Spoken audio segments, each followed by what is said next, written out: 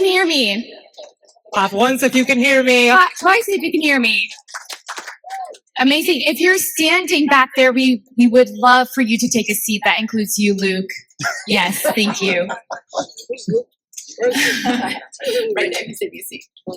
Okay, so we are shifting gears into the conversation portion of our luncheon.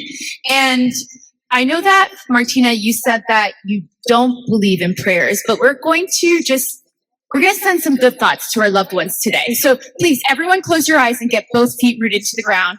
And close your eyes and take a deep inhale through your nose here. Hold it at the top and let it out with an exhale out of your mouth. Another inhale through your nose. Hold it at the top. Bigger exhale out of your mouth. Here we go. Last inhale through your nose. Hold it at the top and let it out with the deepest sigh you've had today. And keep your eyes closed. Keep your eyes closed, and we're going to just send some prayers to some loved ones. First off, we're going to send some bright energy to Taylor Townsend for Tuesday to win her Wimbledon match. Can we please all just tap into that, allow her to shift that into that mindset. And now we're going to send some love and energy to Chris Everett, who cannot be here with us today because her ovarian cancer has returned for the third time.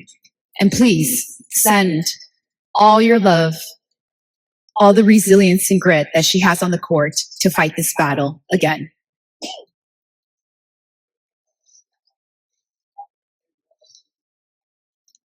And you could join me now whenever you're ready. Sorry, Martina, you brought me to tears earlier, so we had to do that prayer. Appreciate that. So we are at the most historic courts, grass courts in the world, and obviously no one could claim this more than the woman sitting to my right.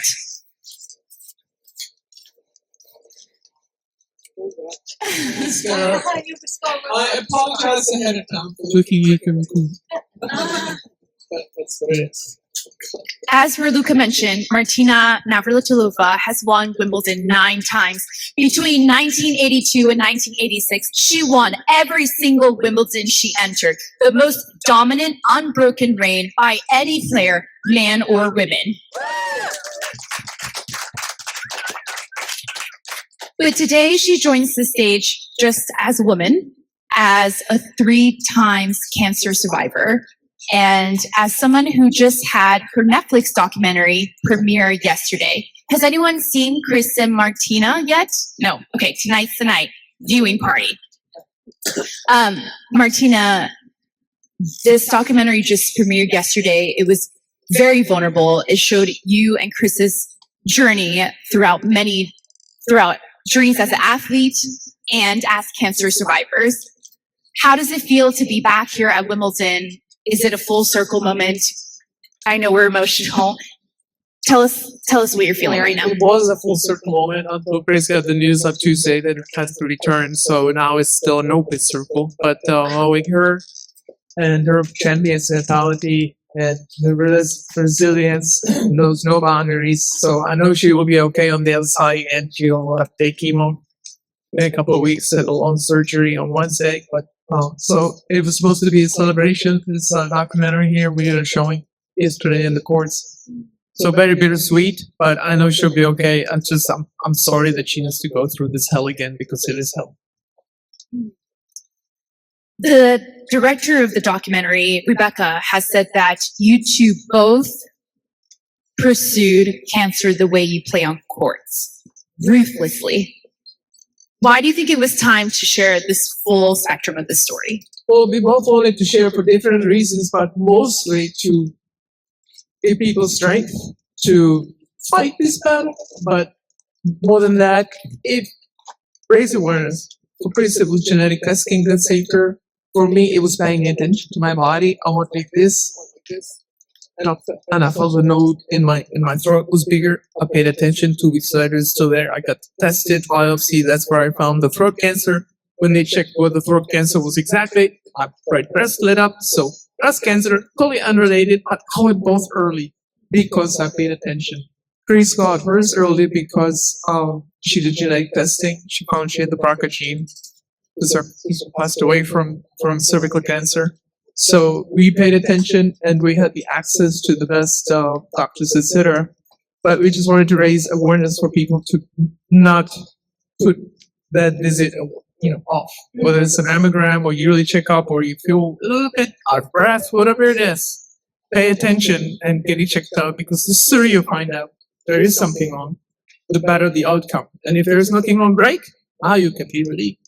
So that was the biggest reason I think we wanted to share this story, as well as the fact that women can be biggest enemies of best friends at the same time. Yeah.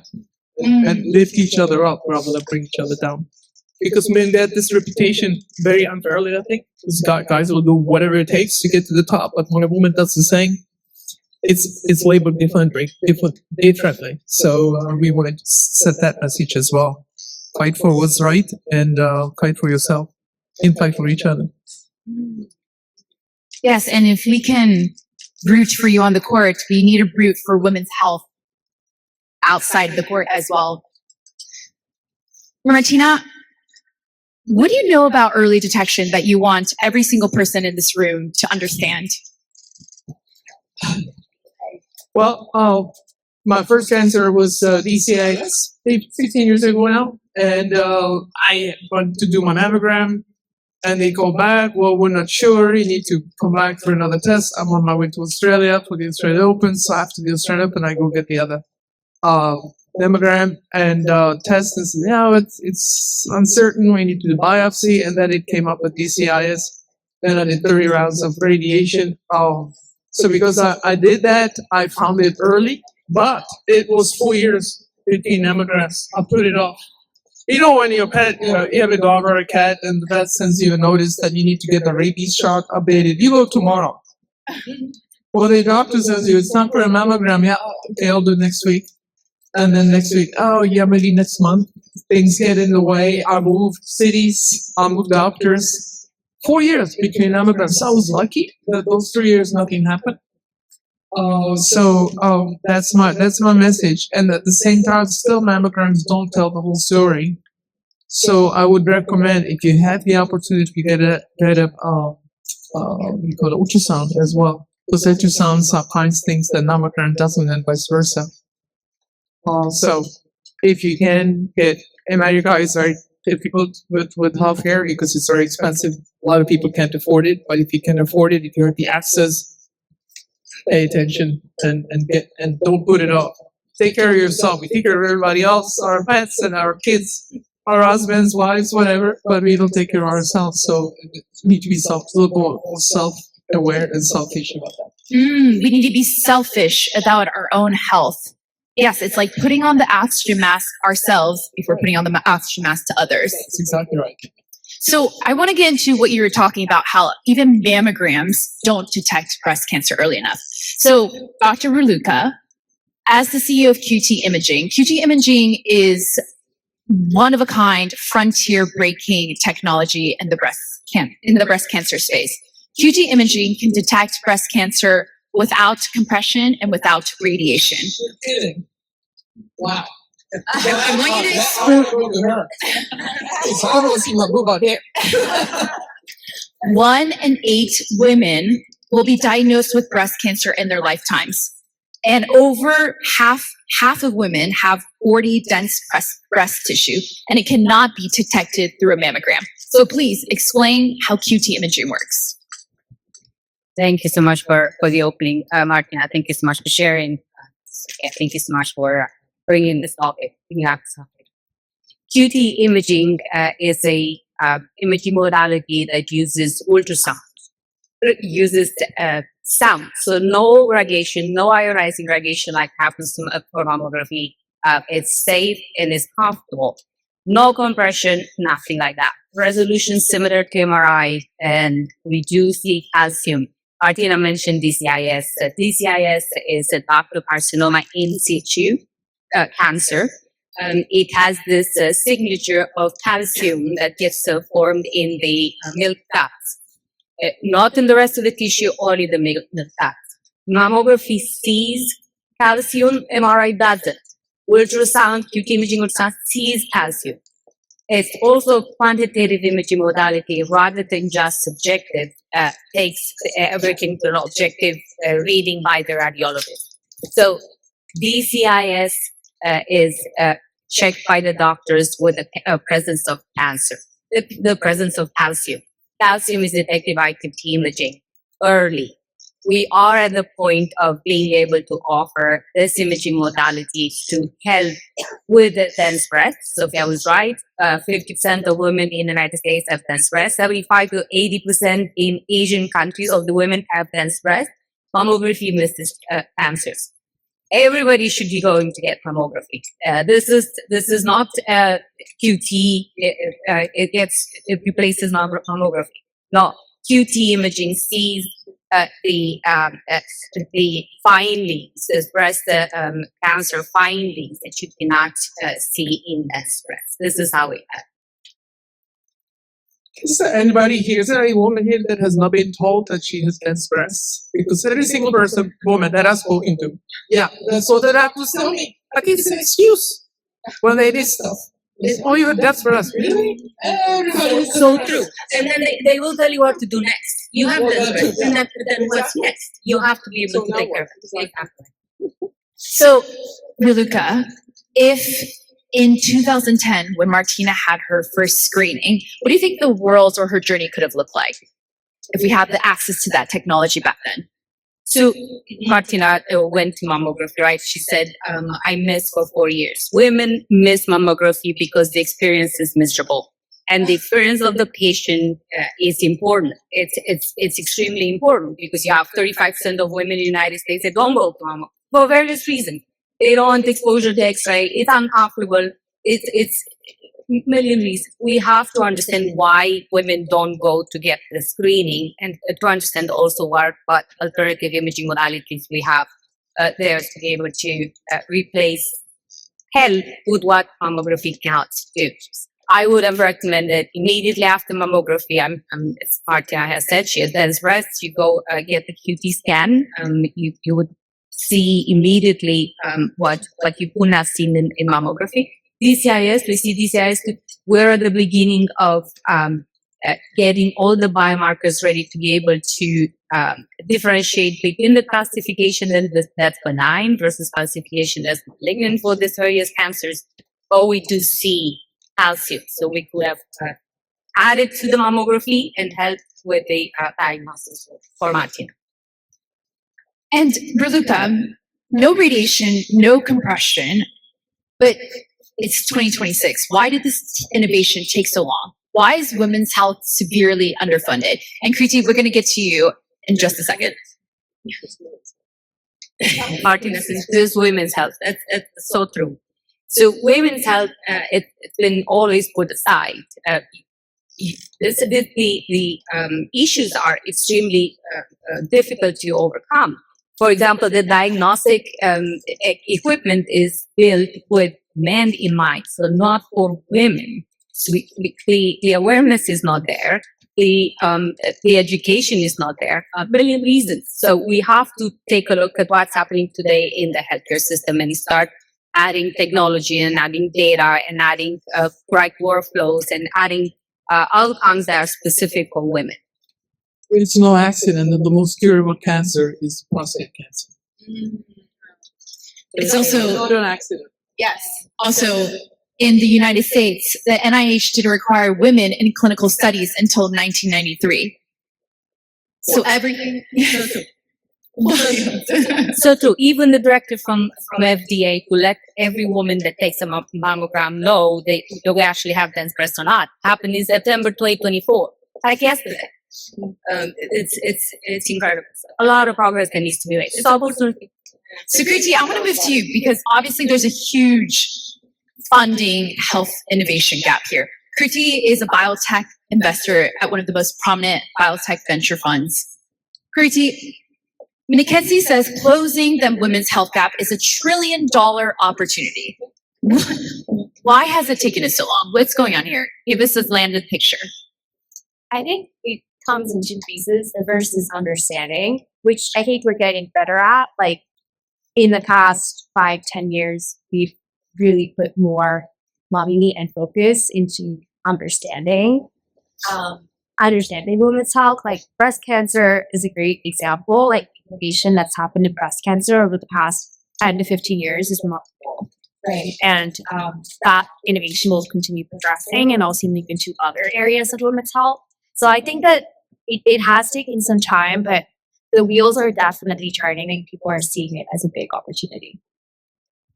A $1 trillion opportunity. Like, so Martina, I want to bring you in here because you were one of the first to advocate for equal everything, equal pay, equal money, equal opportunity.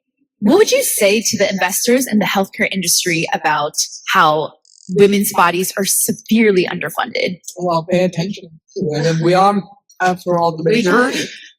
But I come from sports, obviously.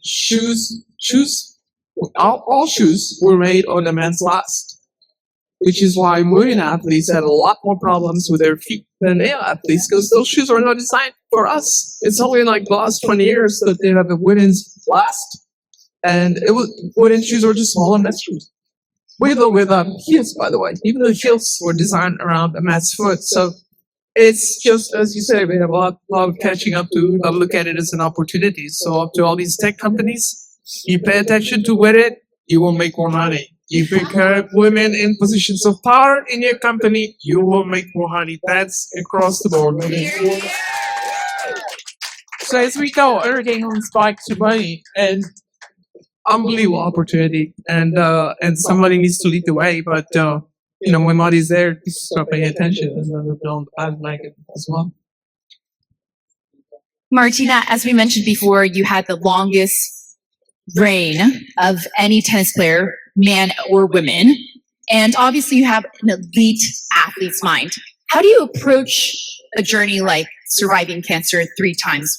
How does an elite athlete approach a journey like that? Well, you have to give in a lot, because as an athlete, if you injure yourself, you do everything you possibly can to not get hurt. But when you get hurt, then you do rehab, hopefully without surgery. And if you do this, follow that protocol, in a week or 3 weeks or a month, you will be okay. So the cancer, you're not in control at all. And you just kind of have to give in to somebody, some higher power, or just kind of let yourself be vulnerable. But at the same time, stay strong and believe in the positive outcome. As tennis players, we have to do that because we lose, about half the points. So after each point you lose, you have to get your crap together. You got about 20 seconds to think about what to do with the next point. So you always stay in the solution. And so is that when the proverbial, what hit the fan, I'm like, okay, what do I do now? How do I fix this? And so it was just one step at a time, and then you just get on with it. And my biggest stress was that I was going to be allowed into this kind of a trial for the proton or for my throat cancer, which would make the outcome much better. I could feel the prognosis was very good, but what was my quality of life was going to be like afterwards. Had I had this 20 years ago, I'd have been able to speak in. Probably wouldn't taste much because the throat is a very busy place. So that's how I'm banking the sciences for everything, because I have that 100% quality of life, which wasn't going to be possible. But that athletic mindset of getting on with it, staying in the solution, figuring it out, and just getting on with it was very helpful when I had the diagnosis. And surrounding yourself with people that support you, which athletes have to do. Yes, you can. You look at have somebody on your team says, "Oh, you pissed so lousy today. What's wrong with you?" That's not somebody that you want in your corner when you get the cancer diagnosis, right? So, surround yourself with good people. Yeah, I was going to ask, when you're playing tennis, it's a solo sport. When you're beating cancer, it can seem very much a solo journey. How do you transfer this ongoing to approach it from such a collective level? Like you and Chris were able to be bonded in so many different facets through this journey. How did you transfer the competition into this unity? I don't know if you transfer any. You just have, again, as an athlete, you do whatever it takes to be best, to be the best out of yourself. And so, again, you kind of go back, what's the best way for me to move forward? Chris was much more public about her journey. When she was getting the chemo, I just wanted to go crawl into a hole and not be seen by anybody. I even sent my wife away. I'm like, I just want to be alone and kind of get through with it on my own for a couple of weeks. At the beginning, I had help. I had so much help, and people would come over. So you just need to figure out what works for you, and it's kind of I don't know if shaped anything, but just for me, it was what works for me, and I'm being well and all that. So you have to advocate for yourself, and then have people that can advocate for you as well. When you go to the doctor and you can't think straight, or the only thing you can think of is how do I get from here to there without falling, then you need somebody in your corner to ask the questions, and that was very important. Now that somebody right here, Mary, was with me from the. And Lulu, if you see the documentary, Lulu is here with me, my clinician also. She was with me for every treatment. So yeah, I had good support. Yes, Lulu. Mary, show Lulu. Show the people, Lulu. Lulu is 16 now, and she can't hear much, she can't see much. Thank you, Lulu, for being by the side of Martina during this journey. So, Raluca, Martina mentioned that, it's really hard for women to advocate for themselves in the doctor's office. There's what can we be doing? What can we be asking to ensure that our health is met at the highest standards? Good question. I just want to make a parallel to what Martina said. So true. As an entrepreneur trying to change some of the healthcare system that we have today, you need the grit. You need the stubbornness of pushing through day in and day out. You need the people that help you. So true. You guys. And Paul and Shilpa and Trisha and this organization, we need to push the boundaries of the system to be able to incorporate what is needed for women, not just the men, as we were talking earlier. And in the end of the day, this experience has to be personalized. As Martina said, you got to do what's right for you. They have to do what is right for each one of us because we are not the same. We are different. Each one of us is different, and we have to be treated differently within a new paradigm in the healthcare system that adopts more technology, more data, different outcomes at the end of the day.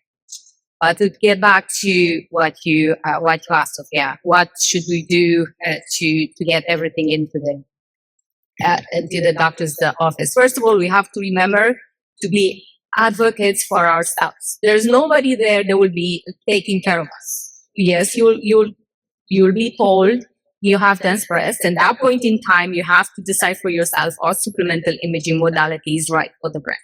Like in any other thing, we have to be able to get access to information, to get educated, and decide what is right for us, for each one of us. So yes, obviously the doctors and the system has responsibility for what we do. But at the end of the day, us, what we learn, how we educate ourselves, and how we give to others, how we teach others what's there, what we could implement next, and what alternatives we have in terms of healthcare.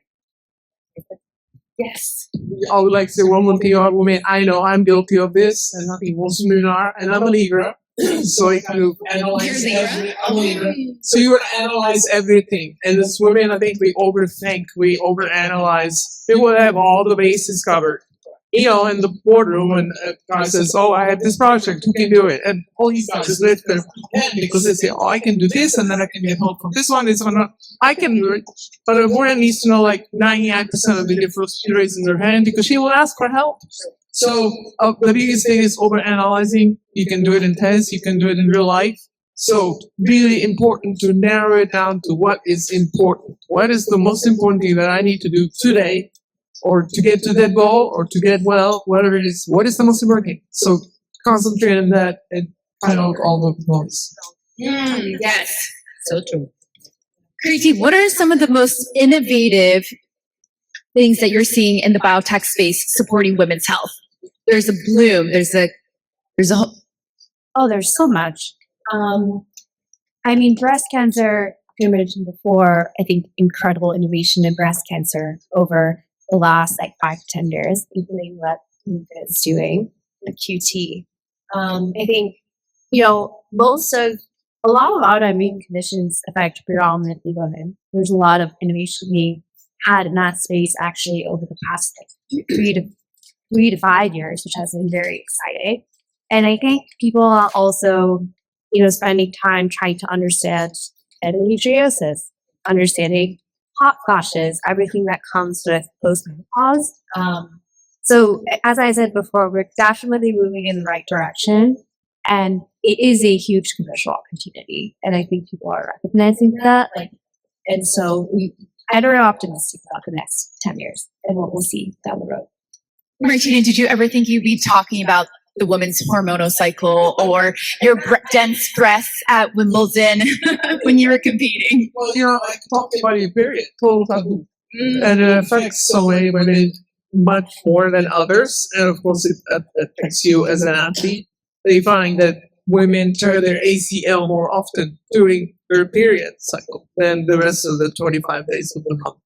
It affects you in so many different ways. I cannot tell you how many matches I lost because I'm getting my period like tomorrow. Wow. So yeah, but you won't talk about it. But and then at the end of my career, when I was going through menopause, and I'm calling them hot flashes, I'm calling tsunamis right now. Because it ain't no flash. It just keeps going. If you know, you know. But my menopause wasn't that difficult, but it still was affecting me, and I had some special pre-made. I was still playing doubles, so they had to adapt. It's so dispositive for testing, so they had to adapt it to that. But I took that for maybe a couple of years, and then I'm like, oh, screw it. I'm just gonna deal with whatever's coming my way, and I'm okay. But yeah, it's just all women's issues have been so taboo, and now it's just very that we can talk about it. And then deal with them and improve the lives of women, whether it's cultural or physical or emotional. I mean, can you imagine they found studies where if men were on their menstrual cycle playing in professional sports, they would be completely paralyzed. And yet you are having tsunami hot flashes and yet winning every title. Women bodies are such a miracle. It's phenomenal. In many places, women are the strongest women. I have 2 words for you: the donor party. If they don't know what the donor party is, and then explain for those who don't know. So I think this is 1800s. There was a lot of people crossing the continent by the Rocky Mountains. This was in Utah. And they got stuck on an overpass, and they couldn't get to the other side. It was called the donor party because the head of it was Sky Donor. I don't know, 200 people, and like 2 men survived, and like 51. I don't know the numbers, but it was many more women survived than the men. So yeah, we are tough, and we give birth. I have not, but women are definitely made from a whole different form. Yes. Thank you for the men who started this class. Okay, if you could finish this sentence. Women's health will have arrived when, Kriti, let's start with you. Oh man, I have to go first. I think when we start understanding, like I said, it's 2 parts, but I think for me, it will have arrived when we actually start understanding all of these conditions better on a biological level so that we can create therapies for them or other interventions. Would have arrived when we have personalized, quantitative, accessible care for everyone. Martina? Well, and with that goes with his complaints are met with the same concern as men's complaints, which happens right now. It's not psychological. It's actually something's wrong in here. So, yeah. Yes. You don't want placebos. We want solutions. Yes. Okay. If there's one thing every woman who watches this panel does tomorrow morning to further their health, what is it? What is that one action you want every woman in this room to walk away with? To do one thing tomorrow? Yeah. Breast exam. Breast exam. Raise your arms and check your breasts. I mean, that's step number 1. What's in our power? Raluca? I second that. Then go see Taylor. Okay. Oh, go see Taylor on Tuesday. Something you could do for your own health, let's say. Yeah, go see Taylor is for your own health, actually. Go go do the screening. Okay. Very important. Go do the screening. Make sure that you know what the risk is for each one of us. There's the public website that you can calculate the risk. As a function of that, you know what kind of supplemental modalities is good for you. Yeah, and after having two lovely ladies here, get screened. I mean, so many of these are also preventable. I say this also as my mom went through breast cancer last year, and she was Rangram because she didn't like it. So, a lot of it is compatible. So yes, just take care of yourself and pussy too. I need to. So even the mother of Kriti missed mammography, right? Why did she miss mammography? Because it's X-ray based and it's miserable experience. We really have to find alternatives. QT imaging provides one of those alternatives. Doesn't replace, provides alternative to the women with dense breasts to be able to avoid exactly the situations that mentioned about her mother. Still better go to a mammogram than a dentist, right? It doesn't hurt as much, so get on with it. Get on with it, you dense breasts. Okay, Martina, last question just for you. You've seen so much, you've experienced so much. You're a legend here in these worlds. What is the biggest shift you are still looking forward to?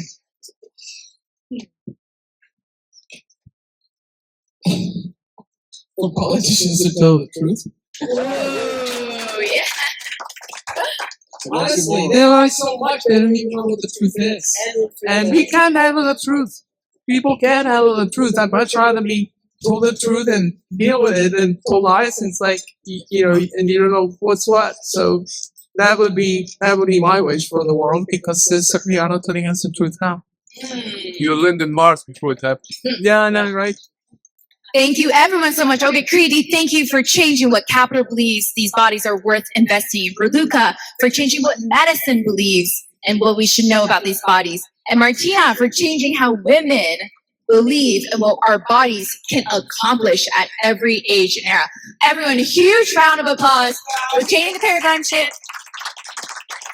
Martina Navratilova, thank you so much. Thank you, Sophia Lee, for her incredible moderation as well. And with that, we are so happy that we're all able to join us for this program. It's such an incredible day with some real conversations with some sports, focusing on impact, focusing on shift, how we're all going to shift within ourselves for a better future.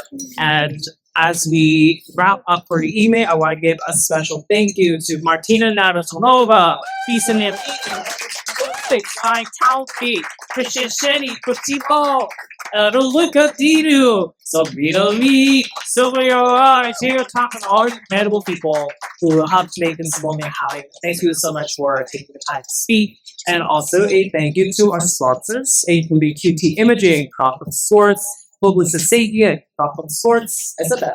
Alchemy, Berlin Gates, Chef Charlotte, and Girls Sing Couple. And of course, thank you to all of you for coming out here, for coming to Wimbledon, for bearing with us through the heat. Thank you, everyone. We're going to do a quick call and response because the shift is on. So when I say the shift, you say is on. Ready? The shift is on. The shift is on. Enjoy Wimbledon. Go Taylor Townsend. Thank you, Martina Navratilova. Thank you, everyone.